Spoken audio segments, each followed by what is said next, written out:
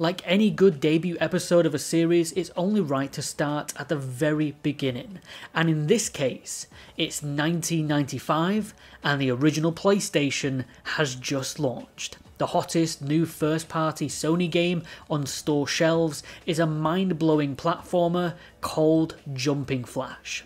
Developed by 3 different Japanese studios, Exact, who worked on the game engine and mechanics, Ultra, who created the characters and designed the cutscenes, and Sony's in-house Japan studio, who assisted in the game's development. PlayStation had a lot riding on Jumping Flash, as this was their chance to have a mascot for the new console that, in their eyes, could rival the 2 biggest powerhouses of the day. You had Sega's Sonic the Hedgehog on one side, and Nintendo's Mario. Jumping Flash was the first platforming game that took full advantage of 3D spaces and polygons. Exact had actually worked on a very similar game prior to Jumping Flash called Geograph Seal, which released for the Japanese X68000 Sharp computer system and is almost like the blueprint for what Jumping Flash would become. But Jumping Flash took out any sprite-based objects or obstacles and went 100% fully 3D, which was the plan for Sony, as they really needed a launch window game that could express just what the PlayStation software was capable of, and what large polygonal environments they could fit on their new compact disc media. In development, Jumping Flash was under the working title of Springman and was featured heavily in PlayStation advertisements. Sony really pushed this as their system seller and even stated that they wanted the protagonist Robbit to end up as big as Sonic and Mario. In retrospect, we know this never happened, but it didn't stop Sony from trying to find their platformer mascot for the next decade, which eventually led to a whole plethora of amazing franchises to be made, but we're getting ahead of ourselves. In Jumping Flash, a tyrannical villain called Baron Aloha, who lives on planet Mu, commands his octopus-like minions to steal different biomes from Earth so he can turn them into his own resort. Earth calls upon the help of the Universal City Hall, who send their most decorated agent, Robbit, to stop Baron Aloha and save the day. It's an easy to understand but crazy sounding story that adds just enough context and lunacy to explain the game's premise that it certainly works. The game is split into 6 worlds, with each world having 3 levels, the third of which is always a boss battle, except in the final 6th world the last 2 levels are boss battles, totaling to 18 levels, 7 of which are boss levels. In each non-boss level, your only objective is to scour the stage and find 4 jet pods which are shaped like large carrots. Collecting these allows you to destroy the Moo Moo robots holding onto each level. After you've collected the 4 carrots, you must then reach the level exit. You're under a time limit in each level of 10 minutes, however you do get plenty of time as the stages aren't all too difficult or large. You'll spend more time fighting with the controls than you will do battling enemies, but we'll come on to that later. Robbit has a small but sufficient arsenal of moves. First, you can jump up to 3 times, with the second jump initiating the camera to pan down so you can position your landing more carefully, which is a really innovative mechanic, and you can bounce on most enemies, resetting your jumps and dealing a lot of damage. You can also shoot enemies with the square button, which gives it a light FPS feel, especially in the 2 dungeon stages where high jumping takes a backseater. There's also a lot of pickups scattered around the levels that help Robbit in different ways, such as increasing the level time, slowing down time temporarily, giving you extra health and extra lives, power pills that give Robbit a short burst of invincibility, and there's weapon mods that give Robbit special firing modes such as rockets and laser beams, but these are one-time use and you can only carry 3 at a time, but they are plentiful within the levels. The stages in Jumping Flash do have a kind of mesmerising feel to them. Everything looks like it was placed arbitrarily. However, I feel it does add to the charm of Jumping Flash, as it gives a slight puzzle element in how am I going to get to my next jet pod from where I'm currently positioned. There isn't one route does all. Each person's playthrough will be slightly different in the directions you choose to go, and think that this is well implemented. The level designs are also incredibly creative, especially for 95. 1995. For being the first 3D platformer, you'd expect it to play the fire level, snow level, desert level routine, and whilst they are here, there is a lot of unique and especially creative stages, such as a theme park, a big city, a crazy looking one in space. Jumping Flash is not short of creativity. The enemies that litter the stages don't have the most advanced intelligence and mostly just stumble around or are stuck to a single position. But again, their designs are really charming and creative, with the Kiwi enemy being even more recognisable online than even this game itself is. There's also some neat details when you go looking for it, like in the Egyptian style stage where you can see that the Sphinx has Baron Aloha's face. The bosses also range from a dragon, a large robotic scorpion, a clown that warps out of these teacups and fires hairs from its legs, a rocket-firing turtle, a transforming cube, which is a really cool one, and in the final world you'll battle a clone of Robbit, and then the showdown with a mecha Baron Aloha. However, despite me loving Jumping Flash for its innovation, its creativity, its colourfulness, and its bopping soundtrack, it definitely doesn't hold up the greatest in terms of its gameplay. When it comes to shooting, I did not find it all that fun. The game only uses the D-pad to move forwards and backwards and then turn left to right. There's no strafing feature here, which really makes the combat feel quite clunky, especially in the dungeon levels. Turning is also excruciatingly slow, which can be a real pain in the boss battles, as many of the bosses can charge at you at increased speeds, but having to run away, then turn around so slowly can often lose your chance to line up a good shot before you have to move again. Without a strafe feature or an option to increase the camera sensitivity, the dungeon levels become a chore to play through, as jumping no longer becomes an option.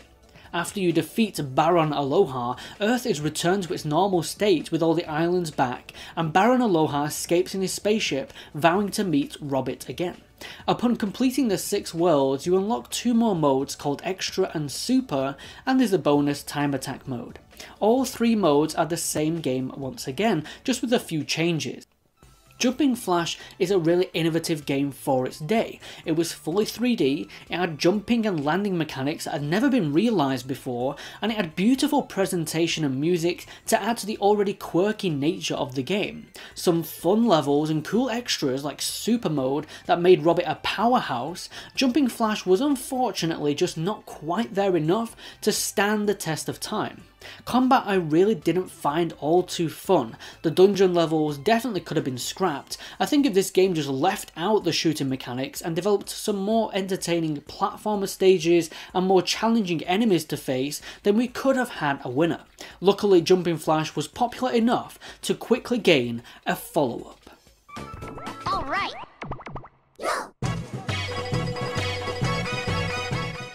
Releasing only a year after the first game, Exact and Ultra came back to add to the Jumping Flash franchise, likely unassuming that this would be their last work on the franchise.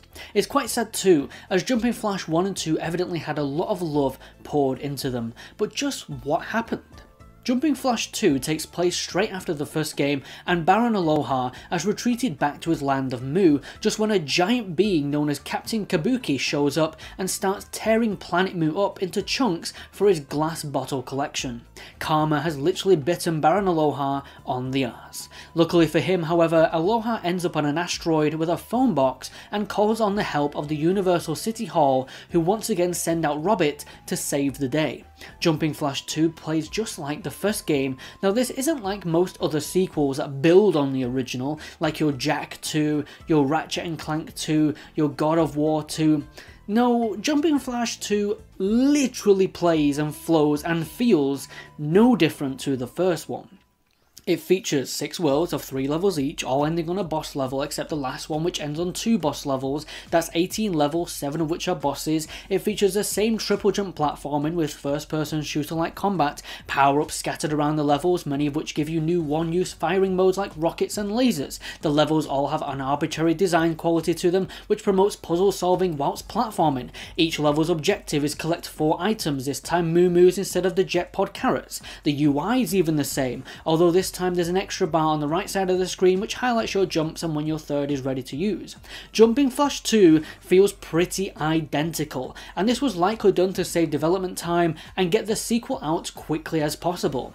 The problem is that all my complaints from the first game are just as prevalent here. Still no strafing, the new dungeon levels are just as uninteresting, and the turning on Robbit is still super slow. But giving Jumping Flash 2 some credit, I really enjoyed the outdoor levels. 2 is really creative with its levels, having tropical villages, Asian temples, and even a carnival. And the bosses also were fun to see their designs. There's a shark, a giant samurai robot, a man-eating plant, a spider which can crawl along the ceiling, dual clowns, and then a battle with a large Moo robot, and the showdown with Captain Kabuki himself, which is a tough, challenging battle. While the first game certainly felt more innovative for its time, the second game still has an essence of quality in its creative level design. I'd even go as far as to say that some of the level design in 2 felt a lot stronger than the first one. The second game isn't as straightforward when collecting a lot of the Moo-Moos. There's more platforms and jumps that need to be made, and I found myself exploring the levels a lot more. Whereas the first game, all of the jet pods felt within reach of one another.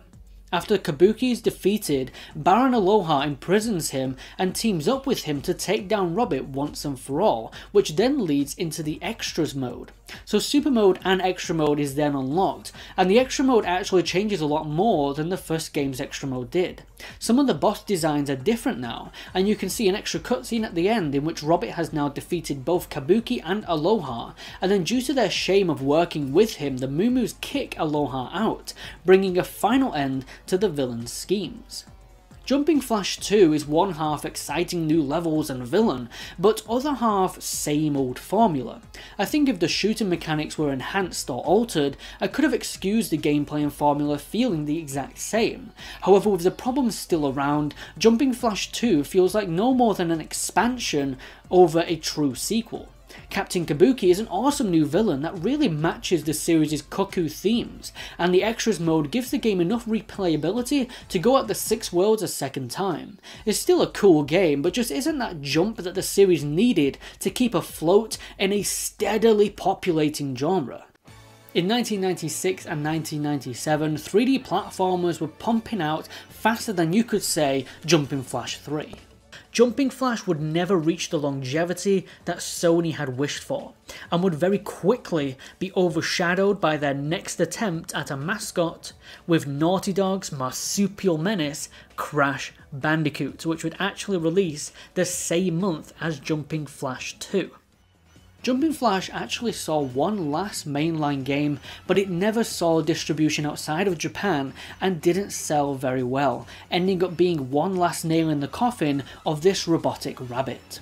The developers, Exact, would go on to later develop an anime tie-in game, Ghost in the Shell, which I'll cover in the future. Jumping Flash leaves behind a comfortable legacy, inspiring many young developers on the possibilities of 3D game design, and having a prominent part in the history of not only PlayStation, but of the platformer genre as a whole. Thanks so much for watching Don Critic. Join us next time as we turn up the heat, ignite our engines, and get ready for some twisted metal. Take care.